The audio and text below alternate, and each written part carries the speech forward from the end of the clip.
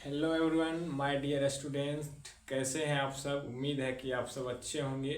तो आज जो हम पढ़ने वाले हैं, जैसे कि आप लोग बोर्ड पे देख पा रहे हैं, रूल नंबर 9, रूल नंबर 8 तक इससे पहले हम लोग पढ़ चुके हैं और अभी जो पढ़ने वाले हैं वो रूल नंबर 9 पढ़ेंगे।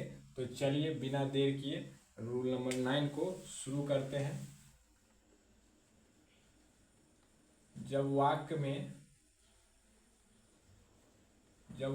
में क्रिया के साथ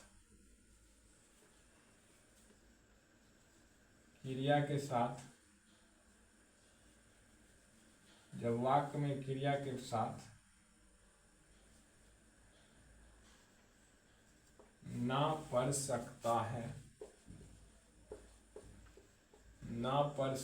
है लगा हो तो उसका अनुवाद इस नियम से करेंगे।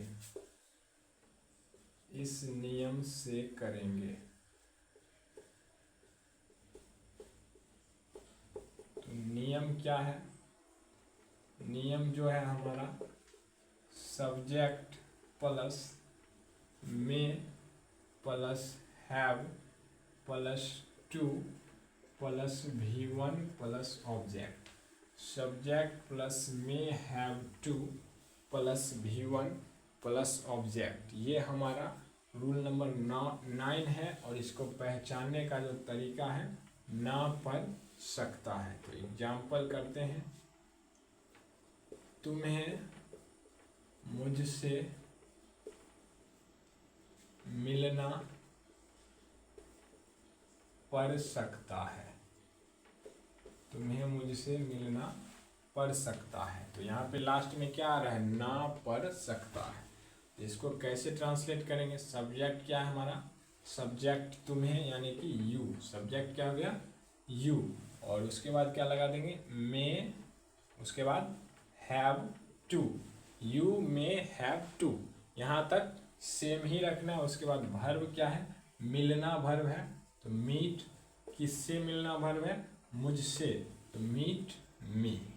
You may have to meet me. अगला एग्जाम्पल देख लेते हैं। आपको वहाँ जाना पड़ सकता है। आपको वहाँ जाना पड़ सकता है। तो इसमें क्या हो गया? Subject you may have to go there. You may have to go there. और एग्जाम्पल करते हैं। उसे इंग्लिश सीखना पड़ सकता है। उसे इंग्लिश सीखना पड़ सकता है। तो क्या हो जाएगा? He may have to learn English. He may have to learn English. मुझे गीत गाना पड़ सकता है।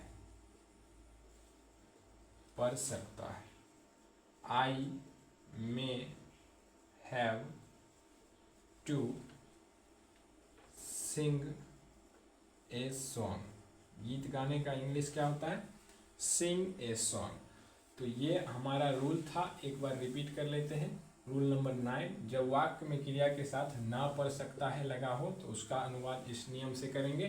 तो नियम क्या है? Subject plus may have to plus V1 plus object. और एग्जाम्पल क्या है हमारा? तुम्हें मुझसे मिलना पड़ सकता है। You may have to meet मी।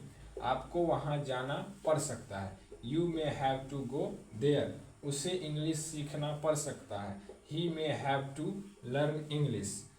मुझे गीत गाना पड़ सकता है। I may have to sing a song. चलिए, तो ये हो गया एग्जाम्पल। और अब हम आप लोगों के लिए कुछ होमवर्क लिख दे रहे हैं, जिसको यदि आप लोग रूल नंबर 9 सीख गए हैं तो ये जो होमवर्क है इसको कमेंट में ट्रांसलेट करके ज़रूर लिखिए कमेंट बॉक्स में, ताकि मुझे पता चले कि आप लोग सीखे या नहीं सीखे। 2-4 हम एग्जाम्पल लिख देते हैं होमवर्क के लिए। सीता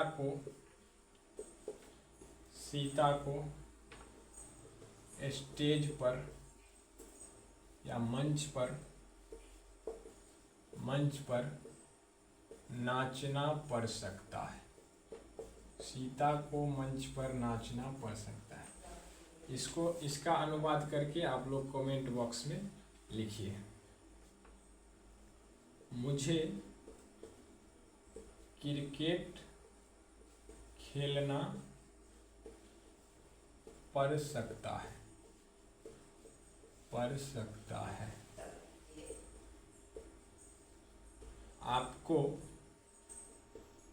आपको यह काम करना पड़ सकता है।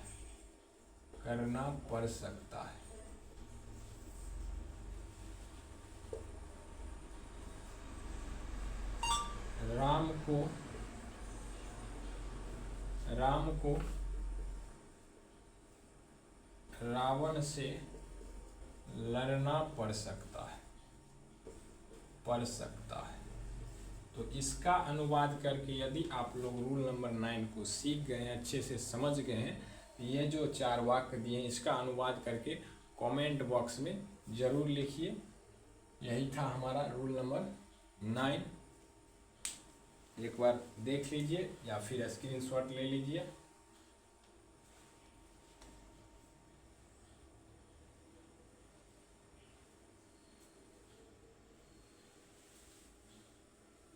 इसको मिटा दिया जाए।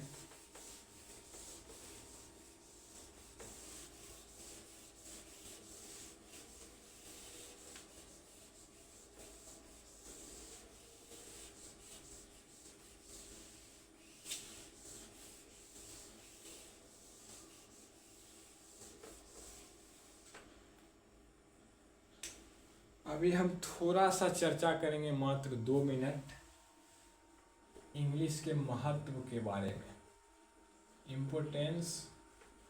इम्पोर्टेंस ऑफ इंग्लिश का क्या महत्व है, इंग्लिश हमें क्यों सीखना ज़रूरी है आज के समय में। आने वाले समय में जो है इंग्लिश हमारे लिए बहुत ही महत्वपूर्ण है। अगर इंग्लिश हमें नहीं आता है तो आने वाले समय में चाहे हम पढ़ने में कितना भी तेज रहे, मूर्ख में गिनती आ सकते हैं। बिना इंग्लिश का आप दुनिया के किसी भी फील्ड में जाना चाहते हैं, चाहे नौकरी करना चाहते हैं, सरकारी, प्राइवेट या कुछ भी करना चाहते हैं, यदि आपको इंग्लिश का नॉलेज है अच्छे से, तो उसमें आपको जल्दी से सफलता मिल जाएगा। इंग्लिश के बिना थोड़ा मुश्किल हो जाएगा। कहीं घूमने भी जाते हैं देश विदेश, तो इंग्लिश आ रहा है तो इंग्लिश जो है इंटरनेशनल लैंग्वेज है। पूरा दुनिया, अगर आपको इंग्लिश में बात करना आता है तो पूरा दुनिया घूम सकते हैं। इंग्लिश में बात करना नहीं आता है तो आप भारत तक ही, बिहार तक ही सीमित रह जाइएगा। इंग्लिश के महत्व को जानिए और इंग्लिश सीखने की कोशिश कीजिए। धन्यवाद।